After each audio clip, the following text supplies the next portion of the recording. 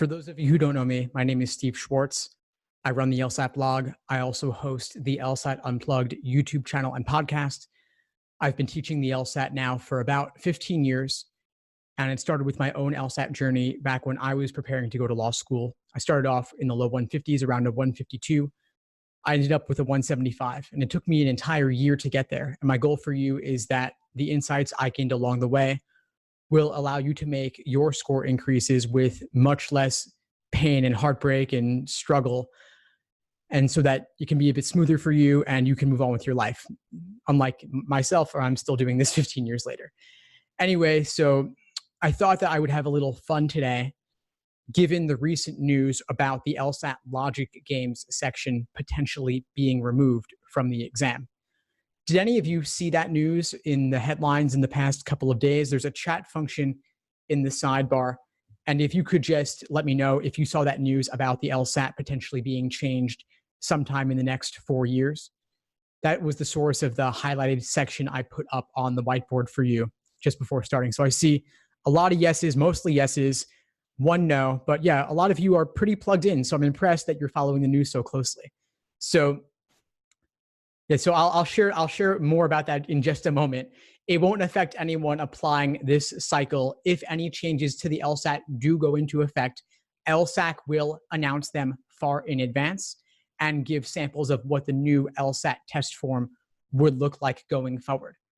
But anyway, I thought it would be a fun exercise for us to look at the language in LSAC's press release and other public statements about this potential change, to analyze that text LSAT logical reasoning style to see if the wording in the text matches the mainstream media headlines around this story. I have been in touch with the plaintiff's attorney in this case, and I'll share just a bit of background first.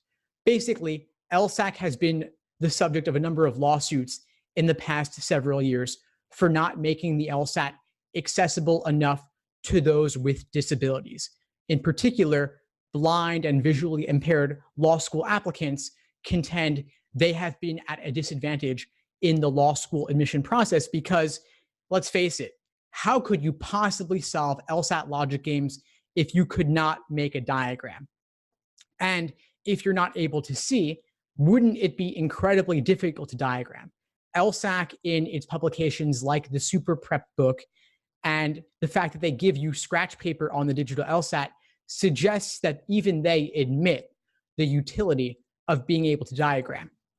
One law school applicant in particular, named Angelo Bino, contended that he was at a disadvantage because he was blind, and that the accommodations LSAC was willing to make were not sufficient to put him on an equal playing field with other law school applicants. So 8 years ago, he sued LSAC, and it went through a number of different courts and was appealed and such, and eventually LSAC reached a settlement with this prospective law school applicant, and they released a joint press statement recently, earlier this week, and I will share it with you here.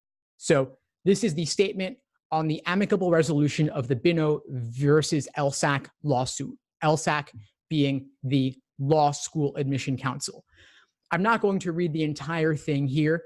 I want to instead call your attention to the key highlighted paragraph that I wanted to show you, which is right here.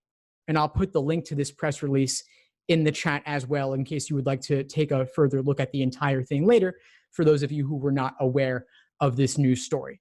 So basically, the key takeaway is that LSAC has apparently agreed to make some degree of changes to the law school admission process for Mr. Bino and Ms. Taylor, the other prospective applicant in this case. Consistent with the parties' agreement, being LSAC and the applicants, LSAC will complete the work of research and development within the next 4 years, which will enable all prospective law school applicants, all prospective law school students, to take an exam administered by LSAC that does not have the current analytical reasoning section, but continues to assess those abilities. I'm making that text a little bit larger in case it's tough to see it on whatever device you're on. So basically, LSAC will complete this work being research and development into alternative ways to assess analytical reasoning skills. And that work will enable all prospective law school students to take an exam administered by LSAC without the current games section, analytical reasoning being games, but continues to test those skills in some other way.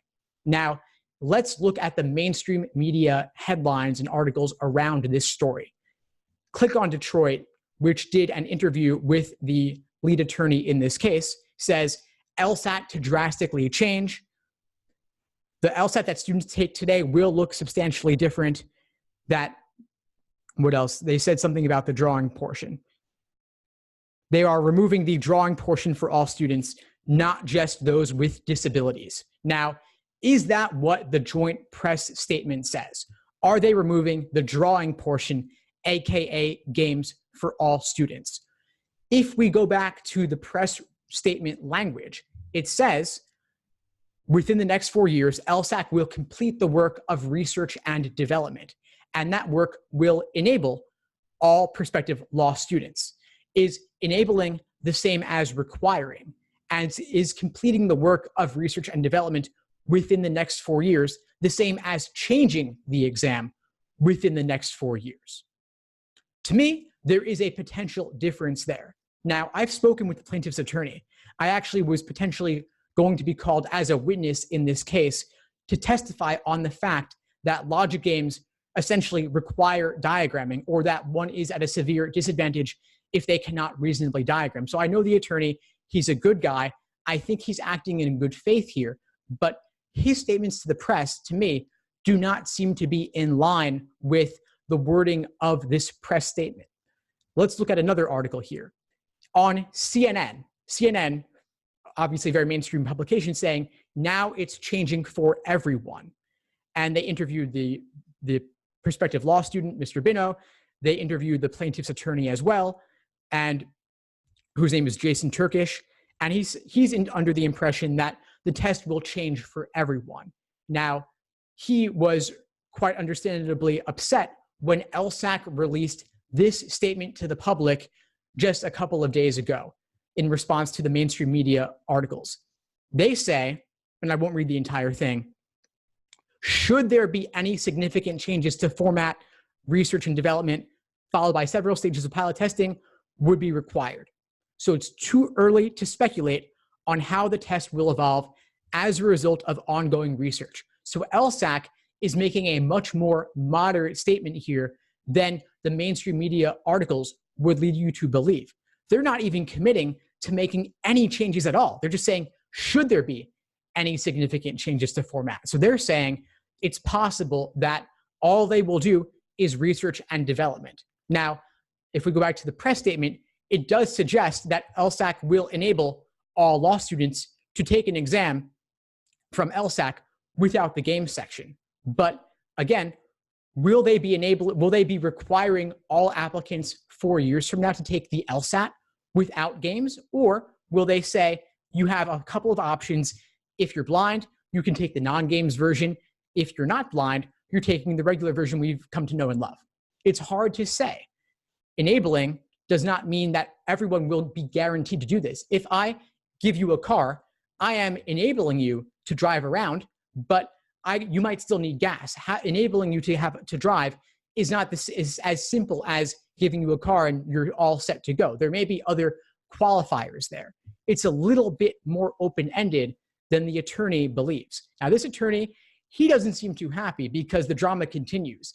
He released an open letter to LSAC, basically really annoyed with them for their statement that I just showed you, saying that LSAC's release is a departure from the jointly negotiated text. It appears to walk back what was announced in the joint release.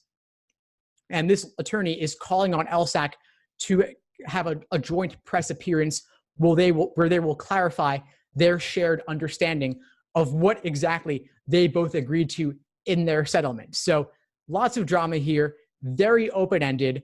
It's still too early to tell exactly what's going to happen 4 years from now. Will there be games on the exam? Will there not be games? We don't really know. I hope that at least the plaintiffs in this case will get to take an exam that is fair for them. But I really just wanted to show you all of these articles, all of these statements, to show you just how important language is. And just how relevant what you do on the LSAT and in LSAT logical reasoning is how relevant that is to the practice of law itself. I think it's entirely possible here that the plaintiff's attorney, Jason Turkish, agreed to something in the settlement that he thought had a different meaning from what was actually written in the text itself. The plaintiff's attorney has said to me repeatedly, when they say all here, all prospective law school applicants, all means all applicants will take an exam without games. Games will be a thing of the past. LSAC, however, is saying, should there be any future changes, we will let you know. And it's entirely possible that all LSAC will do is research and development, and they can make one little tweak to the exam, perhaps without removing games entirely. So I don't want to belabor this point too much. I know that this is not really what you came here for, but given the recent news here, I thought it was timely to show you exactly what's going on here. So I've got a couple of questions in the chat here that I want to address. I've got one student named Ella saying, doesn't enabling all prospective law school students to take an alternate exam preclude the possibility of forcing able-bodied applicants to take the old version? Isn't all important here? Yeah, I do think the word all is important here. And it's possible that I think the most reasonable interpretation would be that LSAC simply allows blind test takers to take the non-games version and allow everyone else to take the regular version. It seems strange to me that two applicants would force a wholesale change on the LSAT altogether. But if we really want to get nitpicky here with language, imagine this. Imagine if we go to the language and say, enable all students to take an exam. What if they did a one-off, one-time exam just for accommodated test takers and saying, on this day, you can take the non-games exam as a one-time thing, but going forward, it's going to be games. That seems strange to me, but it is yet another possible interpretation. This is extremely vague. In my opinion, it's quite poorly worded as well. I hope, for the sake of everyone involved, that the actual settlement text is a bit more stringent than what is written here, because to me here, LSAC could take this in a variety of different directions. I think it's pretty open-ended. And so I think that the parties involved need to have a conversation. LSAC, as is characteristic of them, has not been too forthcoming with what they plan to do. And honestly, the plaintiff's attorney can say whatever he wants. Ultimately, it would be on him to sue LSAC if they did not comply with what the parties had agreed to in their joint statement or in the settlement itself. So we will see what happens. Anyway, any other follow-ups here on this particular topic? Otherwise, I'm happy to move on to other things that are, of course, more pressing for those of you applying to law school in the very near future. So a lot of things we could talk about today. I think the biggest and most pressing, of course, is the digital LSAT itself, which, of course, is the biggest actual change we know for a fact is happening right now. So basically, I want to take your attention to LSAC's website. This is familiar.lsac.org, where LSAC has published 3 exams in the digital LSAT format, 71, 73, and 74, which are all very recent from this decade. And they are accurate representations of the exam that you will be taking, whether in the next couple weeks, next month, next several months, what have you. If you go on their site, you can play around with all the various features for games, reasoning, and reading comprehension. There are also some tutorials as well, little video walkthroughs on different features of the exam. Now, I'm not going to walk through all of this right now because I've done it several times in the past already. If you go on my YouTube channel or my courses, you'll see detailed walkthroughs of the digital LSAT, various features and functions. In particular, there's highlighting tools, there's underlining tools, there's increasing and decreasing the text size, various things you can play around with. The biggest recommendation I would have for you is that you actually use a tablet to play around with this. Don't just do it on your computer, and definitely don't do it on a smartphone. It is not smartphone friendly. A tablet is the best way to see exactly what this would look like. So if you don't have a tablet, I highly recommend borrowing one or buying one and then returning one. The Amazon Fire HD10 is only $150. And again, they have a good return policy. You can always return it afterwards if you decide that it's not for you. But That is the only way to really get the touch screen interactivity. Now, LSAC will be using specifically a Microsoft Surface Go 10-inch, but any old tablet will be fine. A Samsung, an iPad, the Amazon Fire, they're all good. LSAC will also give you a stylus, but it's a little bit unresponsive, so you're better off relying upon your finger if you need to. Now, the biggest thing I think you should be aware with the tablet, though, is that the tablets, they have a lot of glare, meaning that if you walk into your test center and there is harsh fluorescent lighting coming down from the ceiling, it may create glare on your screen, preventing you from properly seeing the questions that you're dealing with. So you may want to first, when you walk in, see, is there glare? Can you tilt the tablet screen to mitigate the glare or remove the glare? If so, great.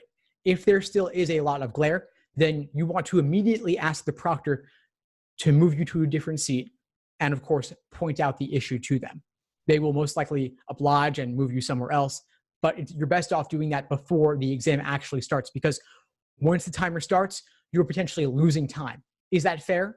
No, of course not, but it is what it is. And speaking of glitches, there have been a number of glitches with the digital LSAT rollout in July and in September, fewer in September than in July, and hopefully fewer on the upcoming October exam than on the September exam. And I think that with each subsequent exam, things will get better and better. But some potential glitches were that LSAC did not have enough tablets for everybody and had to cancel a test. There were some Wi-Fi connectivity issues with the tablets, or the batteries were too low. And the best LSAC can really do for you in this case is move you to give you a free retake. That's really all they can do. Not ideal, but it is what it is. I've got one question, Stephen, asking me, am I aware of any other digital LSAT practice tests besides the 3 on LSAC's site? No, unfortunately, there are not. LSAC has said repeatedly that they will be adding more to that site, but so far, there are only these 3. I have seen on some of their social media postings representations of exam 68, but those are only press photos. They have not actually put 68 publicly on the digital LSAT interface, but my understanding is that they will be releasing several more exams in the digital LSAT format in the near future. If you're simply looking for more freely available LSATs on LSAC, from LSAC, the Khan Academy has 11 exams, 1 diagnostic and 10 other full-length exams on their website, but those are not in precisely the digital LSAT format with the unique features and interactivity that the digital LSAT itself offers. But if you just want more free questions, Khan Academy is a good place to go. I've got Drew asking, can you still take the paper LSAT? No, pretty much the answer is no. In North America, the LSAT is now fully digital with some rare exceptions for accommodated test takers. But in the US and Canada, it's entirely digital with those rare exceptions. If you really want paper, you could go overseas and take it elsewhere in Europe or in Asia or South America or Latin America. Those are options, but I don't think it's necessarily worth it, especially if you have any familiarity at all with a smartphone or a tablet. A lot of younger applicants actually find the digital preferable because they're digital natives. It just comes naturally to play around with it. One other thing I should add is that if you are doing the digital LSAT prep and you're limited by the number of exams you have in the digital LSAT format, one thing you could do is, if you have access to the PDFs, you could load the PDFs onto your tablet or onto your computer, and then simply use your scratch paper to the side and make all your markings there. Like I said, on the digital LSAT, you will get a 12 to 14 page booklet, 8.5 by 11 paper, unlined, on that thin, cheap newsprint we're accustomed to from the paper LSAT. Do all your work there and don't do any writing on the screen, because on the digital LSAT, you cannot draw freehand, on the tablet itself. You can only, highlight or underline with their very limited tools that I actually don't recommend. So the short answer is paper and pencil practice tests are still perfectly useful. And in fact, we kind of need them to be, because there are nearly 100 released LSAT exams, 87 of which are numbered, but only 3 in the precise digital LSAT format. So we need to use those other nearly 100 exams. And honestly, using them on paper or PDF is totally fine. The content of the exam has not changed at all. Only the format in which it is delivered, only with those highlighting and underlining and other tools. And like paper, you can go back and change your answers. And in fact, rather than having to bubble things in slowly into an oval with a number 2 pencil and erase it, you can, with one click or one tap of the stylus or of your finger, you can change your answers. You can very easily eliminate answer choices. You can bubble in with one tap or one click, and you can go back and change things and flag things if you need to. Personally, I'll flag at least 3 or 4 questions within a single section of logical reasoning and come back to them at the end. And with one glance, you can look down at the bottom of the screen and see exactly what you have flagged to return to later. And you can also make any notes you want on the scratch paper as well. That scratch paper, that booklet of 12 to 14 pages, you have that available to you for the entire exam, not just the logic games section. So if you want to make any brief notes about the author's opinion in a reading comprehension passage, any quick little summaries, you can do that.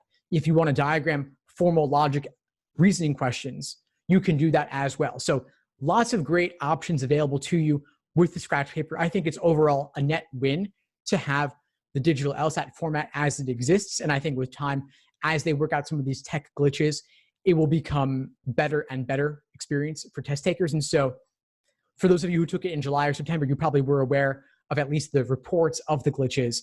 I think October will be even better than September. And for those taking it in November or next year, I think it will get increasingly better with time.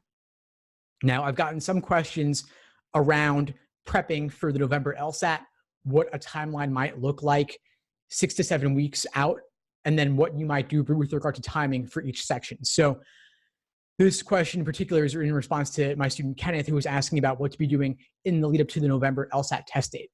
So if you've already been studying for several months up to this point, as I imagine many of you have, and you've built that strong foundation, what do you do going forward? Specifically over the next 6 to 7 weeks, what might your study plan look like? I would recommend, if you already have a strong foundation on the basics of the exam, you now work on pacing and endurance, meaning when you can, you do a full-length 5-section exam to work on both your pacing and endurance, perhaps on the weekend, maybe on Friday if you're in college and you don't have Friday classes. And then on the other days of the week, you do individual sections, 35 minutes timed, and then excruciatingly detailed review of those sections and of those full-length exams that you did. And that review looks like the following. Let's say for logical reasoning, for instance, you want to look at where did your misunderstanding stem from? Was it in the stimulus? Was it in the question stem? Or was it in the choices? If it was in the stimulus, was it about not properly understanding the conclusion versus the evidence, or the subsidiary conclusion, or counter premises or filler, whatever it may be? Or was it in the question stem, misinterpreting the question type, the task they were asking you to solve? Or was it in the answer choices? And if it was in the choices, what was tempting about the wrong answer choice that made you pick it or consider it? And what ultimately made it wrong? And what was discouraging about the right answer that pushed you away from it? And what ultimately makes it correct? You want to do this again and again and again, not just for the questions you got wrong, but for any of those where you were down to 2, you guessed and got lucky, because it could have just as easily gone the other way the next time around. So let's say if you even scored a 170 on your practice test, that's obviously amazing. That puts you in the top 3% of test takers. That's about 10 questions wrong. But there may have been another 10 to 15 questions that you guessed on and got lucky, or you weren't 100% confident in. So that's 20 to 25 questions that you could potentially review. That takes hours. That takes, done right, at least 3 to 4 hours. And that's only spending around maybe 10 minutes or so on a given question, reviewing it. So there's plenty of time to be invested in reviewing. And so people will say, but that means I can't do 3 exams a week, or I can't do 4 exams a week. And the answer is, so don't do 3 to 4 exams a week. Maybe doing 1 to 2 exams a week is enough. And then some other individual sections you do will give you plenty to work on. Then if you want to do non-timed work, you could, if you identify particular trends in questions you're getting wrong, like you determine certain weak areas like strengthening questions or logic games or grouping games in particular, you might do several grouping games by type to drill those. And when you're doing individual games by type or individual logical reasoning by type or anything else by type, that is not timed because it doesn't make sense to time individual games or individual logical reasoning questions. It just does not make sense because they are not meant to be timed individually. One game cannot be constrained to 8 minutes and 45 seconds because they're not all of equal difficulty. Some games can and should take 12, 13 minutes, like the infamous CDs game from Test 31, Game 2, the game featured in Legally Blonde about new and used CDs. That is one of the toughest games of all time, and there is no way you should be doing that in only 9 minutes if it's the first time that you've seen it. So some food for thought there about what your plan should look like. Happy to answer follow-ups on that, though, from Kenneth or anyone else. Now, Ali is asking, best tips for improving timing for each section of the exam. So obviously, I could talk for endlessly about this. I'll try to keep it brief and just give a brief overview of some timing advice for each section. For games, make use of previous diagrams of previous hypothetical scenarios that you have drawn. Too often, students draw diagrams and don't reuse them, but the work you did for question number 3 could help you for question number 5. And your correct answer to the orientation question, the first question of the game, will give you some hypothetical to use as well. One other thing is that you should not necessarily do questions in the order given. It's possible that doing hypothetical question, the orientation question, then local, and then global questions is more efficient than simply doing them in order because the diagrams that you draw for the local question could help you solve the later global questions. For logical reasoning, the questions are presented in a general order of difficulty, not a perfect order, but a general order, meaning that you should work through the easier questions, the earlier questions, more quickly than the harder questions that come later. So you might want to do the first 10 questions in 10 to 12 minutes, building up a time bank to apply to the tough questions that come later. And like I said earlier, even I personally will flag 3 to 4 questions to come back to later. And so I attack those again with my time bank that I built up. I don't risk getting bogged down on the tough questions in the moment. Rather, I just skip them and come back to them later. And in response to Sammy's question, to Pedro's question about skipping around, it is not that difficult to skip around on the digital LSAT. There are left and right arrows and also a navigation bar at the bottom. So you can easily click back to any question you did earlier or wanted to, that you flagged earlier to come back to. And so on the digital, I would simply flag those questions that I want to skip and come back to them later. But within the game, I would probably just click left and right to go between the ones within an individual defined section. Now, to circle back on timing, for reading comprehension, again, I would not necessarily do the questions for a passage in the order given. Here, I would do the broad global questions first, like the main idea and primary purpose questions. Then I would do the local detail questions that give you specific reference points to go back to in the passage. And then finally, I would do the more inferential questions that require reading between the lines. I would do those last. And to put some time benchmarks here, I would aim to read the passage itself in about 2.5 to 3 minutes. And then that way I will spend the remaining time on the questions themselves. But if you spend any more than 3 minutes on your initial read of the passage, you will have significantly less than 1 minute per question because there are about 6 or 7 questions per passage. So if you take average 8:45 per passage minus 3 minutes for your initial read, you're already down to 5:45 to answer 6 or 7 questions. So you really don't want to go below that.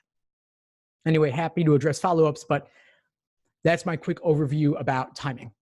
Now, Sammy's asking, is there anything unique about the November test that you should be aware of? Some people talk about different test dates being different.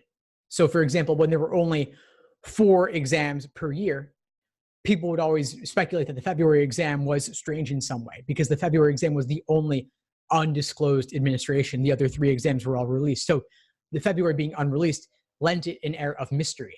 And so I can understand why people will think, oh, certain months are harder than others, or maybe people who are not as bright take one exam date over another. And so if you want to do better relative to your competitors, take the exam on that particular month. And I can assure you that there is no difference between months. LSAC is too smart for that. They equate the exams. So every exam administered is equal in difficulty. they have the raw score conversions to account for that. So let's say if one exam was marginally easier than another, the raw score conversions, aka curve, would adjust accordingly to account for that. So things would cancel out. So no, there is nothing unique in particular about November or about October or about January or any other exam. You are in the same position no matter which exam you take. Now I've got Ella asking about reading comprehension. Will you have to flip back to the passage while also answering the questions? The answer is that you can see at the same time both the passage and the questions. You have to scroll up and down a little bit, but that's pretty much all you have to do. And I would love to show you the digital LSAT more, but LSAC has notified me that they don't want me displaying actual question text on screen due to copyright things. They're currently redoing their licensing policies due to test security issues. And so as much as I would love to show it to you, I'm not able to. But on my YouTube channel, I've done some walkthroughs of the format, but back when LSAC was displaying the features without the actual question text. So if you go on my YouTube channel or in my courses, you'll see some of the details there. Let's see, anyway, any other questions on digital LSAT prep in particular? Let's see, I've got a question about the LSAT writing. So one other change that happened this year is that the writing sample or the writing section went digital as well in June specifically. So in June, the writing section was removed from the paper LSAT, removed from test day itself as well, meaning that when you walk in on test day, you will not be doing the writing sample at the test center. You will not be writing it by hand. Instead, you will be typing it out on your computer later at home or wherever you bring your laptop. And you have up to 1 year to complete the writing sample after your test administration. You are not obligated to do it on the same day or even that week.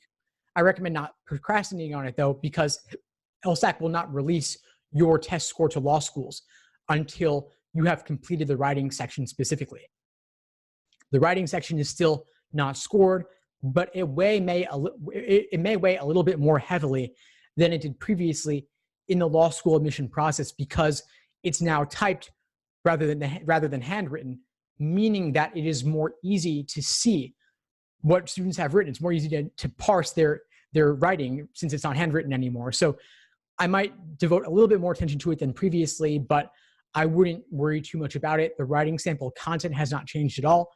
And in fact, since you're able to type, you might be able to complete it more quickly and have more time to review what you've written. And there is spell check on the writing sample. So that's a pretty nice benefit as well. One other thing I should talk about also is the new LSAT retake limit that went into effect this year as well. Previously, or a while back, it was you could take the LSAT only 3 times within a 2-year period. LSAC then changed things so that there was no limit at all on how many times you could take the LSAT, period. You could take it every month if you wanted to.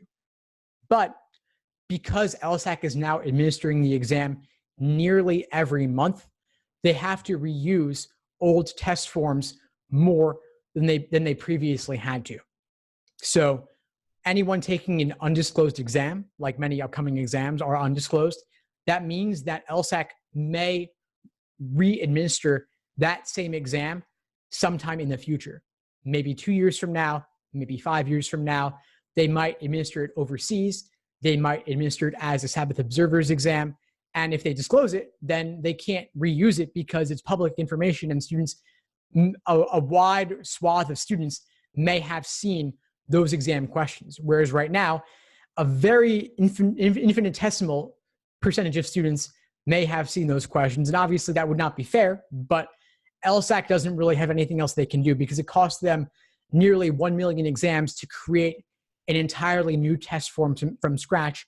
And they are not yet ready to create 9 or 10 new test forms per year. So they have no choice but to reuse old stuff. Is that ideal? Not really, but it is what it is. And these new retake limits are specifically that you can only take the LSAT 3 times in one admissions cycles running from June to May of the following year. So if you take it in September, October, and November of 2019, then you are done until June of 2020. Alternatively, if you take it in November and January and March, you can still take it again in July. and again in September of next year. That would be okay. So you can apply to law school with 5 tests on your record, but they can't all be within the same admission cycle running from June to May. So the limits are, again, 3 times in one cycle, 5 times in a 5-year period, 7 times for life.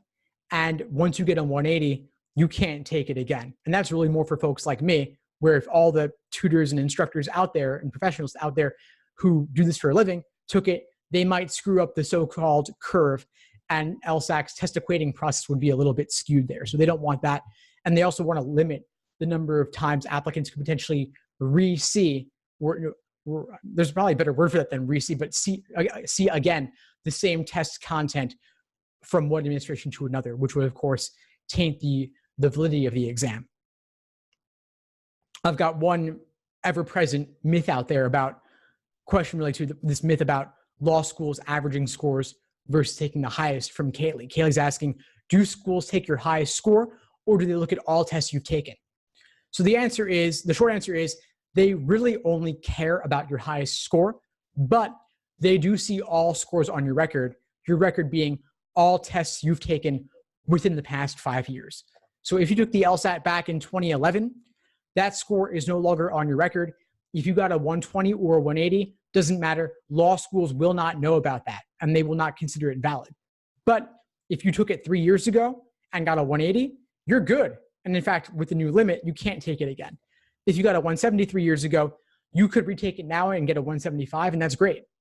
And if you got a 170 previously, retake it and get a 160, no big deal. The 170 is still what counts. Now, is it better to have a 170 and have that be it, or have, let's say, 2 170s versus a 170 followed by a 160? Of course, it's better to have only the higher score, not a higher followed by a lower. But it is what it is. The reason law schools only have incentive to consider the highest is because that is what gets reported to the American Bar Association, and that is what, in turn, is submitted to U.S. News for the ever-important U.S. News Law School rankings, which everybody cares about. And law school admission officers, their jobs are based in some part on how well they do in the rankings. So if they admitted a lot of applicants with low scores and that dragged down the school's median in the rankings, that would be a very bad thing for the school. Schools, their marketing, their alumni donations, and many other things, their reputation rests on them having high numbers. So they really do only have reason to consider the highest. Now, they will talk about holistic review, in part because it sounds nicer, but in reality, this is all they have incentive to care about. I've got Shilpa asking, what books and resources do I recommend to study for the LSAT? Well, first and foremost, I recommend my own. On my website, the LSAT blog, I have a variety of books and courses, including study plans, guides, cheat sheets, explanations, and of course, full video courses for every section. And so that is a great starting point. If you're looking for more, not to be totally self-promotional here, I recommend the Khan Academy is a good starting point if you have a limited budget, or if you just want to dip your toes into the water a little bit. Khan Academy, like I said, they have several free exams. They have some good basic overviews of the material, but it's honestly not enough. So I would recommend, in addition, getting the actual official books of exams published by LSAC. They are available in books of 10 on Amazon. They have titles like 10 actual official LSAT prep tests and 10 more actual official LSAT prep tests, and LSAT prep tests volume 6 and volume 5. Very confusing titles. They're very similar but contain different exams. And so let me see if I can pull up a list for you actually. So again, on my website, the LSAT blog, I have a listing of all the prep tests with links to them on Amazon, so you have an easy starting point to have them all organized. So I'm linking that there in the chat for you to find a neat, organized list of everything from exam 87 all the way back to exam number 1. That is your best starting point. And then if you're looking for things like explanations and study guides and such, I have a list of those too that I will pull up for you here. So here's a list of the books as well. If you're looking for one starting point, I recommend the study plans because they give you day by day exactly what to do and what not to do every single day over the course of your prep. And so for my courses, for example, if you need a study plan, just reach out and let me know and I'll send it to you. I have guidelines showing you basically read these articles, watch these videos, then complete these exact LSAT practice problems from the old exams. And my study plans are oriented around a 5-step approach that I call the LASER approach to LSAT studying.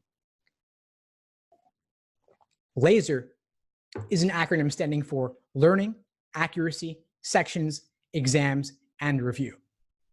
LASER. So learning is the theory, doing basically reading chapters in textbooks, learning the basics, an overview of what the exam involves, what are games, what is reasoning, what are ordering games, what are grouping games, and so on. Learning the theory.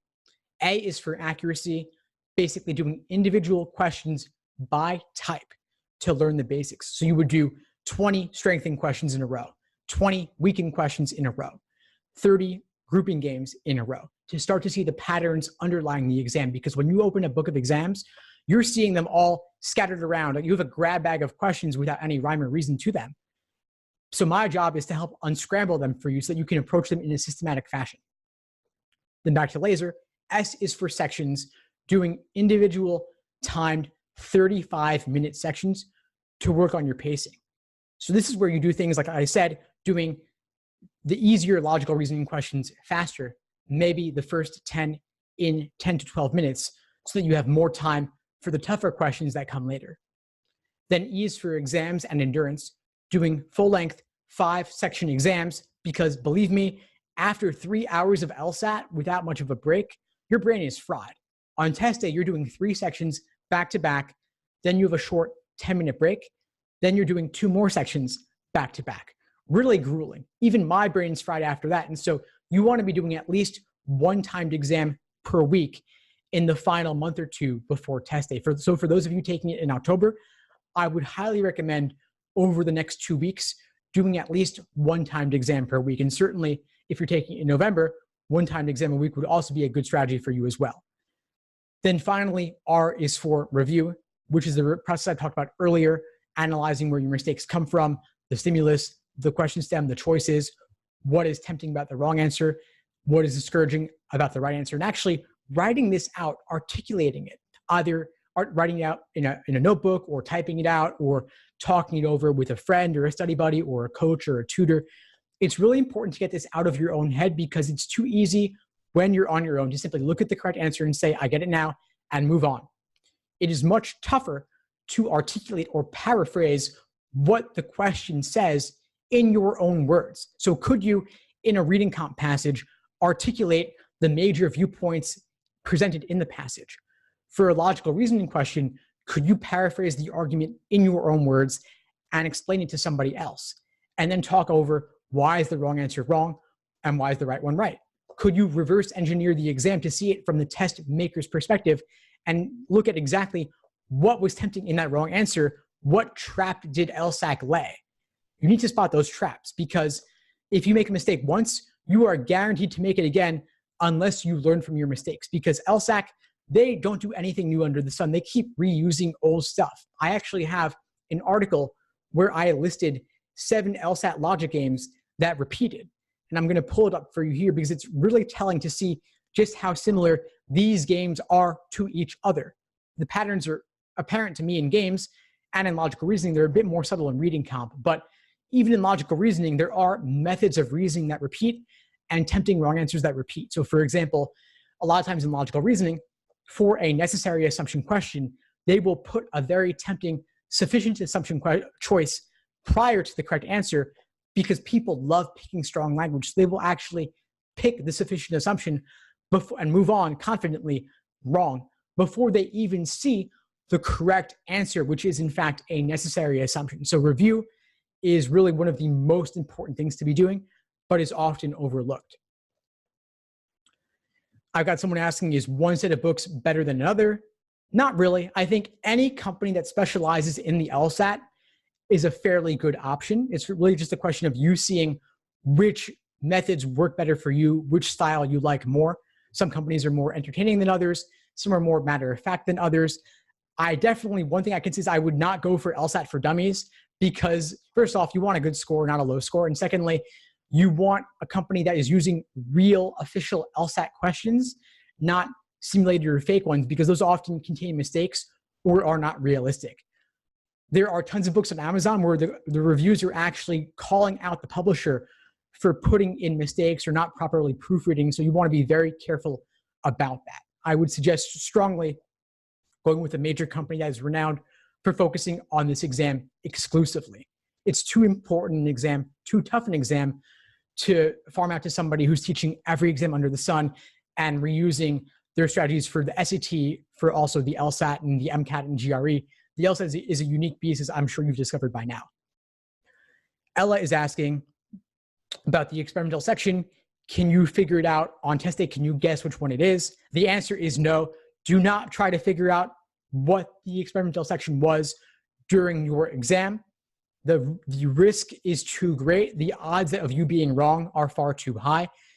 LSAC is doing its best to test out new questions for future administrations with the experimental section, but for the average student, it would be very tough to spot. Even for myself, I might not be able to figure it out during the exam, because it's not as if the style of questions is necessarily different.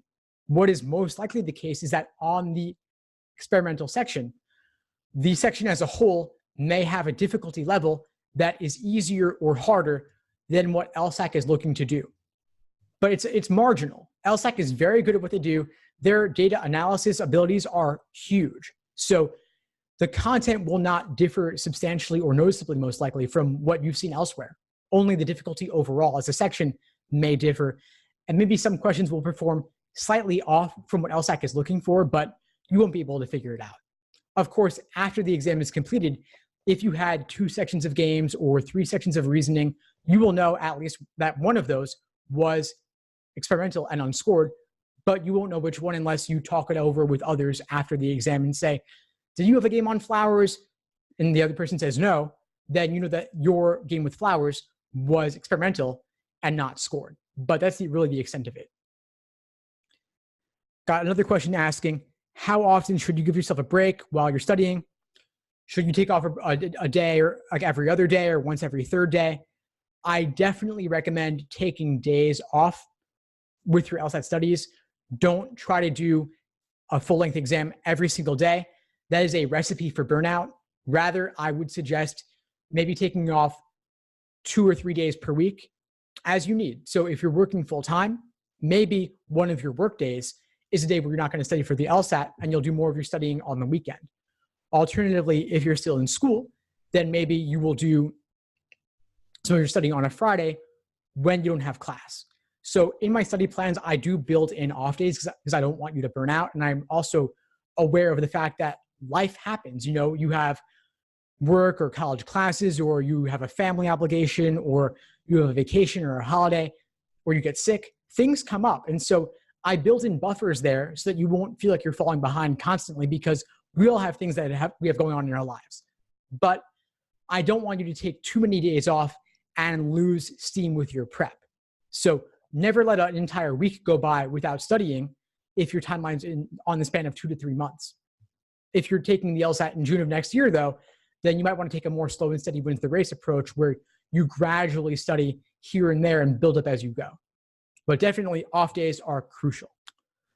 Let's see about retake prep. So if you've taken the exam before and you're looking to retake, a common concern I hear a lot is about reusing old material. Let's say you've burned through a lot of recent exams and you don't know what to use now. So let's say if you took it in September and you did everything in the 80s, what do you do for October or November? Well, first off, you know, the exams in the 70s would still be good to use. Alternatively, you could still use the exams in the 80s, because let's say you did exam number 85, you took it full length, you reviewed it, and you feel like you can't use it again. Would you get a perfect 180 if you took exam 85 again with a fresh copy? The answer is probably no. And so if the answer is no, why is the answer no? Why could you not get a perfect 180 if you've seen all the questions before, you've reviewed it in depth, and you've seen all the correct answers? It's because the LSAT is really hard and you don't have a perfect memory, and you're actually prone to making the same mistakes that you've made before. which means that you did not review enough. And that's okay. You can just review more. You can review those questions again. But the fact that you can review again and that you would not get everything right looking at it a second time means there is still value to be extracted from those exam questions, which means not a big deal. And if it's your first time, but you are aware that you might need to retake in the future, that means save some new exams. So you might want to do every even numbered exam in the lead up to your test date, then save all the odd numbered exams for a potential future retake. Kirsten's asking, she's planning to write the exam in mid-February. Is this enough time to prepare? The answer is yes. We are in October right now. You've got about 4 months, about 16 or 17 weeks, I think, until February. That is plenty of time. I typically recommend allowing 3 to 5 months to achieve your fullest potential on the exam if you're starting from scratch. Ideally, closer to 5 to 6 months, 3 at a minimum. So if you started today, if today is day 0, that means that you are allowing just about an average amount of time that I would recommend. And if you want to retake, great. I'd say maybe retake in March, retake in June. And it's nice to study early, in fact. For those of you applying this cycle, you're fine. If you take it October or November and apply with the November LSAT, that is totally fine. That is not too late. Even taking it in January and applying this cycle to start law school in fall 2020 is not too late. If you take it in the spring, it's starting to get a little bit late. But if you are taking it in February of 2020 and you want to apply in fall 2020 to start law school in fall 2021, that is wonderful because you're way ahead. That means that you could take it in February, potentially retake in June or July, then potentially retake again in September if you need to, and then apply in the fall. Obviously, we don't want to assume you're going to take it 3 times right out of the gate, but it's good to have peace of mind, to have the knowledge that you could retake it if you needed to, and that would not delay your applications significantly, if at all. Like I said, law schools do not average multiple scores. They only take the highest score, meaning there is really no downside to retaking, assuming that you are aware of those retake limits I mentioned earlier. Meaning that, let's say your aptitude was a 165. That's where you deserved to score. Maybe you walk in and you get a 165 on, let's say, the October LSAT. That's great. You could then retake in November, and through luck alone, you could score 3 points higher and get a 168. There's actually a margin of error or a score band of 3.5 points on either end, meaning if you deserve a 165, you might get a 165 or a 168 or a 162. Maybe even 1 point higher or lower than that as well. But if you score lower, no big deal. They only take the highest. If you score higher, that's great because they take the highest. So applying with a 168 will open far more doors than a 165 will. And because the LSAT's offered nearly every month now, that means that if you're taking October and that's your target, you could retake in November and only stay fresh on the LSAT for another 4 weeks, maybe doing simply 1 timed exam per week plus review of that exam. Maybe your understanding improves not at all and you do 3 points better. Or if you study and actually improve your understanding a little bit, you might do even better than that 168. So in my opinion, there's no reason to apply to law school with only 1 LSAT score. In my opinion, it's always worth retaking at least to have a second or third take because of that luck factor and because a little more time means maybe a little more understanding and a couple points more. Even 1 point on the LSAT could be worth thousands of dollars in terms of more scholarship money or getting into a better law school. And so in my mind, a higher LSAT score and the time invested in prepping for it is the best ROI you'll ever get. Biggest return on investment is just a couple points more on the LSAT in terms of the doors it could open or the scholarship money you could get. Because it could get, $10,000 a year over the course of 3 years. That's tons, especially if that reduces your debt or allows you more career options upon graduating because you're not forced to take that corporate job when your spouse or significant other says, all that law school debt's really eating us up. Maybe time to bite the bullet on that one and take something you don't really want to do. So to me, optionality is huge there. So Allie's asking, for what scores would you potentially get scholarships for top 20 law schools? it really comes down to their medians. So if you go on, let's say LSAC's website, there's a calculator I'm going to pull up for you here, where you could basically input different GPAs and LSAT scores. And LSAC will calculate for you where you would stand relative to other applicants. So I put that link in the chat there with their calculator. Basically, you could see any given law school's 25th percentile and 75th percentile of their matriculating applicants. And so you want to see where you stand. If you are below their medians, it means that they are a reach school and your odds of getting in are relatively low. If you are above their median, meaning that your LSAT and GPA are above their median accepted applicant, then you have a relatively higher chance of getting in, and law schools might be willing to give you scholarship money to entice you to choose their school over others, because you choosing their school will raise their status in the rankings, which they very much want to do. And so the specifics vary depending on the school and the idiosyncrasies of the cycle and what else is going on for them that year. But it stands to reason that if you are above their average or median, really, then they will have reason to give you scholarship money to entice you. And so in some cases, you might want to choose the higher ranked school with less scholarship money, or in other cases, depending on your financial situation and what your goals are, you might choose a lower ranked school with more scholarship money. And also consider that rankings are not the only factor. For example, in New York City, where I'm based, Fordham Law School has a greater reputation than its national ranking would suggest, because there are many Fordham Law grads in New York City. And so if I'm applying for a job as a Fordham Law grad, everyone knows Fordham Law here, and they know it has a good reputation. They know other Fordham Law grads. And so my career prospects as a Fordham Law grad might be better here in New York City than in California or in Texas. So things vary depending on geography as well. Just another consideration there. Same goes for UCLA, by the way, just to cover the West Coast as well. UCLA is a great ranked school, but it has an even better reputation in California than it does on the East Coast. So just to consider that. Kenneth is asking about transferring law schools. Would it be worthwhile to, let's say, choose a lower ranked school initially, or go to a lower ranked school initially, and then transfer into a top 14 law school? Transferring is tough, and there's a certain inertia factor as well. Once you are well situated at a particular law school in a particular city, you might have a significant other there, you might be feeling good about where you're at, you might like that school, and you might be unlikely to transfer at a later date. And so, of course, transferring is always a possibility. I think it's not as great a possibility as people might think, and there's a luck factor there. You can't count on it. But so it's a possibility, but I wouldn't guarantee it. I think obviously the best course of action is get into the top 14 right out of the gate initially, but easier said than done. So I certainly understand where the question is coming from, but consider it as a possibility, but I wouldn't count upon it. Anyway, we've been going here for about an hour, and so if there are no other burning questions here, I'm going to leave off for now. Thanks for tuning into the show. Please subscribe if you haven't done so already to be notified of new episodes as I release them, and feel free to reach out if you need anything at all as you move forward with your prep. I'm happy to help however I can.